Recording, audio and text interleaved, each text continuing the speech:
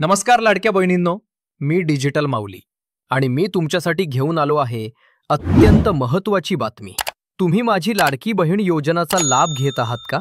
तर तुमच्यासाठी एक महत्त्वाची बातमी आहे। आता ई-केवायसी करणे अनिवार्य करण्यात आले आहे।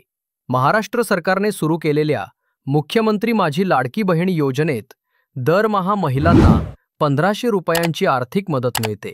पण हा लाभ सतत मिळवायचा असेल तर 2 महिन्यांच्या आत ई-केवायसी प्रक्रिया पूर्ण करणे आवश्यक आहे।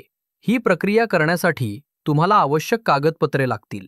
आधार कार्ड, आधारला लिंक असलेला मोबाईल नंबर, OTP साठी बँक खाते तपशील आवश्यक असल्यास उत्पन्नाचा दाखला, विवाह प्रमाणपत्र किंवा अधिवासाचा पुरावा लागू शकतो।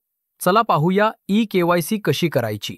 सर्वात आधी ladkibaheen.maharashtra.gov.in या अधिकृत वेबसाईटला जा। 2. ॲप्लिकंट लॉगिन वर क्लिक करा।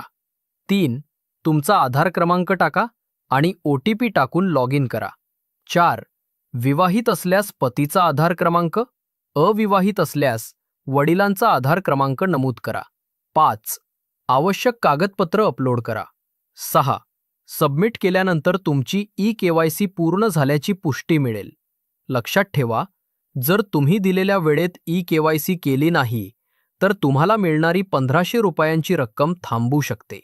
तर बहिणींनो, वेळ न दवडता आजच तुमची ई-केवायसी करा आणि लाडकी बहीण योजनाचा लाभ सतत मिळवत राहा।